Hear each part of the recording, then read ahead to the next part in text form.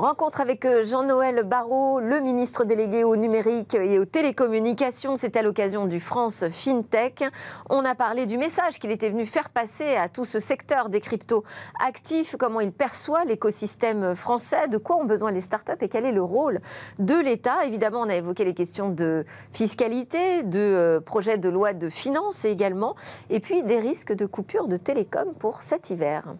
Bonjour à tous, vous êtes sur la chaîne Bismart et on est en direct de France FinTech qui est sous le thème aujourd'hui de la révolution 2022. On a tous les grands acteurs de la FinTech qui se donnent rendez-vous ici et nous avons le grand plaisir d'avoir en plateau Jean-Noël Barrot, le ministre délégué à la transition numérique et chargé également des télécommunications. Bonjour Jean-Noël Barrot. Bonjour. Merci d'être avec nous. C'est une grosse semaine FinTech en ce moment en France, mais aussi pour vous puisque vous rencontrez beaucoup les acteurs de ce secteur des crypto-actifs. Vous allez, dans quelques minutes, donner un discours d'ouverture. Quel est le message important, clé que vous voulez faire passer? D'abord, très heureux de voir un écosystème qui est très dynamique. France FinTech a de ce point de vue-là été depuis un certain nombre d'années un véritable catalyseur. Et puis très optimiste aussi pour ce qui est devant nous, puisque nous avons le premier écosystème FinTech en Union européenne. Les levées qui ont eu lieu ces 6 derniers mois en attestent. Nous avons parmi les 27 licornes françaises un certain nombre de grands noms du domaine de la FinTech qui sont reconnus en Europe et au-delà. Donc tout ça, c'est un motif de fierté. Maintenant, il faut continuer. Et le message clé, alors que vous êtes venu délivrer, parce qu'on a Bruno Le Maire qui a fait des déclarations récemment en disant qu'il voulait que ce soit, que la France devienne vraiment le hub européen de tous ces marchés des crypto-actifs. Donc ça, c'est dans votre feuille de route. Est-ce que vous allez annoncer peut-être des premières mesures concrètes ? Oh, mais vous savez, ça fait depuis quelques années que sous l'impulsion du président de la République et avec Bruno Le Maire, on a beaucoup agi pour accompagner cet essor de l'écosystème sur le plan régulatoire, évidemment, pour le compartiment de la FinTech qui est celui des cryptoactifs, avec un cadre régulatoire suffisamment souple pour laisser se développer l'innovation, suffisamment protecteur pour provoquer la confiance. Et ce cadre régulatoire, c'est celui des PSAN qui a trouvé son public, puisqu'on a plus de 50 acteurs, y compris des acteurs de renommée mondiale, qui sont venus chercher l'enregistrement PSAN en France, et puis qui a trouvé aussi un écho au niveau européen, puisque la réglementation des cryptoactifs, ce qu'on appelle MiCA, s'est inspirée du cadre français. Et donc, sur le sujet des cryptoactifs, la France a été à l'avant-garde sur le plan régulatoire. Elle a désormais des leaders européens. Et donc, nous voulons continuer de la même manière dans d'autres dimensions qui sont un peu plus émergentes, comme la finance décentralisée, par exemple, ou les NFT, mais on s'éloigne un tout petit peu de la FinTech. Bon, c'est bien parce que vous m'avez lancé sur plusieurs sujets que je voulais aborder avec vous. La partie justement réglementation, fiscalité. Aujourd'hui, sur le projet de loi de finances 2023, tel qu'il a été présenté à l'ADAN, qui représente aujourd'hui les grands acteurs des actifs numériques en France, on nous dit, enfin en tout cas sur le plateau de Smartech début octobre, on nous a dit là le compte n'y est pas. Est-ce qu'il y a des amendements qu'il faut absolument défendre pour que les propositions de l'ADAN pour une fiscalité plus simplifiée, mais aussi plus protectrice pour les investisseurs et les acteurs, est-ce qu'il y a des amendements que vous allez défendre dans ce projet de loi de finances? Parce que là, visiblement, aucune des 10 propositions qui étaient faites par l'ADAN au cours de l'année, alors que il y a eu des consultations très régulières avec Bercy. Pour l'instant, elles n'ont pas été retenues. Non, il y a des échanges très réguliers depuis de nombreuses années avec l'ADAN, qui a d'ailleurs contribué à ce qu'on puisse bâtir ce cadre régulatoire qui a inspiré le reste de l'Europe. Ce sont des objets compliqués, les cryptoactifs, la finance décentralisée, les NFT. Ils suscitent des inquiétudes, ils suscitent des questionnements. Mais c'est par la discussion, par la concertation, que progressivement, comme nous l'avons fait pour les cryptoactifs, nous trouverons la bonne manière d'encadrer ces marchés pour leur permettre aussi de se développer au niveau européen. Bon, donc le dialogue va continuer, se poursuivre. Vous allez peut-être avancer sur des choses concrètes en 2023, en tout cas l'ADAN l'espère. Sur la partie régulation, c'est aujourd'hui 2 autorités quand même qui régulent ce marché des cryptoactifs.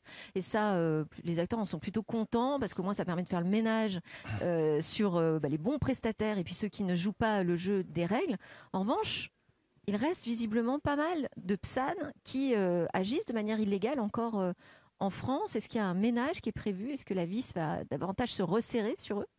Je ne crois pas que les régulateurs français soient réputés être laxistes. Et donc, je leur Il y a eu fais... une radiation d'ailleurs récemment d'un des PSAN. Hein. Oui, et je leur fais toute confiance pour faire ce travail. Une nouvelle fois, l'esprit qui a présidé à la conception de cet enregistrement et de cet agrément PSAN, c'est celui d'avoir suffisamment de flexibilité pour laisser se développer l'innovation et suffisamment de protection pour que les investisseurs, les épargnants, les consommateurs puissent s'engager sur ces marchés en pleine confiance. Et donc l'ACPR et l'AMF, j'en suis convaincu, seront très attentifs à ce que les règles éditées, qu'elles ont éditées soient pleinement respectées. Alors, vous connaissez bien cette question du financement de l'innovation, parce que vous avez mené des travaux de recherche dessus, vous avez une formation d'économiste, vous connaissez bien la finance. De quoi ont besoin, selon vous, ces startups de l'écosystème crypto? Et jusqu'où l'État a un rôle à jouer, finalement, pour elles? Les startups de l'écosystème crypto, bon, il y en a une variété, si l'on peut dire. Celles qui ont le besoin justement que la puissance publique intervienne, notamment pour dessiner le cadre réglementaire, pour adapter certaines de nos règles à ces nouveaux objets, à ces nouveaux usages. C'est notamment la finance décentralisée, c'est notamment les NFT. Nous avons lancé avec Bruno Le Maire et Gabriel Attal une mission de l'Inspection générale des finances pour passer en revue les usages des NFT et explorer les pistes régulatoires qui pourraient être adaptées. S'agissant de la finance décentralisée, nous avons des discussions avec les acteurs pour identifier là où effectivement il y a une absence ou de règles, ce qui crée une forme d'incertitude à la fois pour celui qui est le producteur du service et celui qui en est le consommateur. Donc je crois que c'est là où la puissance publique est évidemment attendue. Et puis évidemment, comme pour toute start-up, comme pour toute entreprise innovante, eh bien, les entreprises de la fintech en général, celles des cryptos, du Web3 en particulier, ont besoin d'un climat qui soit favorable à l'innovation et au développement. C'est ce qu'on a essayé de faire depuis 5 ans. Je crois que ça a plutôt pas mal marché en France. On avait l'année dernière un record historique de création d'entreprises, presque 1 million. On a eu des levées de fonds records jusqu'au premier semestre de cette année. Et je crois qu'on a battu déjà le record de levée de l'année dernière, alors qu'on n'est même pas encore à la fin de l'année. Et tout ça, c'est pas le fruit du hasard, c'est le fruit d'une action résolue des pouvoirs publics, de la BPI, pour encourager le développement des startups innovantes. C'est vrai qu'on a un écosystème là qui est vraiment très vivifiant quand on le regarde. Et là, vous allez vous adresser directement à eux. Alors, on est à Paris. Pour autant, quand même, l'histoire des startups, ça se passe aussi en région, dans les territoires. Comment est-ce qu'on peut davantage resserrer les liens entre les collectivités locales et cet écosystème start-up? Oui, vous avez tout à fait raison. Il y a un certain nombre de défis qu'on va devoir relever ensemble. Il y a évidemment celui de la transition écologique et de la sobriété. Bon, l'été qu'on vient de traverser nous l'a rappelé. Mais il y a également des enjeux de territorialisation et de féminisation. Pour la territorialisation, il s'agit d'abord de bien faire comprendre à nos concitoyens, à toutes celles et ceux qui regardent cet essor de la tech avec parfois quelques questionnements, quelques interrogations. Est-ce que ça ne bénéficie pas qu'à Paris? Et donc leur montrer que beaucoup de nos grands champions sont des startups devenues licornes qui ont leurs racines dans nos territoires. Je pense à Ledger, par exemple, qui est basé à Vierzon. Je pense à Exotech, que j'ai visité la semaine dernière et qui est dans le Nord. On pourrait parler d'OVH également. Et pour le faire, eh bien, je crois qu'il faut qu'on puisse se déployer.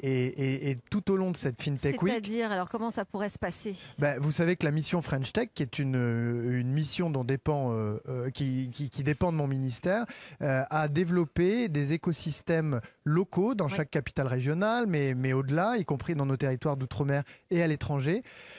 Des capitales et des communautés French Tech qui sont des collectifs d'entrepreneurs, d'investisseurs qui animent localement leur écosystème. C'est une très bonne chose et je constate avec une grande satisfaction que France FinTech a, elle aussi, tout au long de cette semaine, délocalisé ses activités pour se rendre au plus près des territoires. Il va falloir que je vous libère pour votre discours là dans quelques minutes maintenant. Je voulais juste terminer sur, parce que je sais que vous allez rencontrer ce soir ou cette semaine, je ne sais plus exactement, les opérateurs télécoms.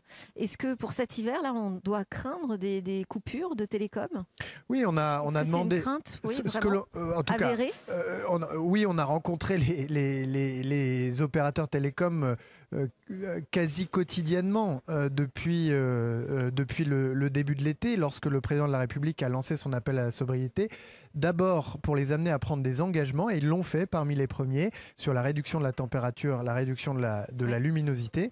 Ils en ont pris de nouveaux à la rentrée, notamment en ce qui concerne la mise en veille, ou en tout cas l'option de mise en veille des box. Et puis nous travaillons avec eux pour limiter les impacts d'éventuelles coupures d'électricité si elles devaient être décidées en dernier recours, si l'hiver était trop rigoureux, etc.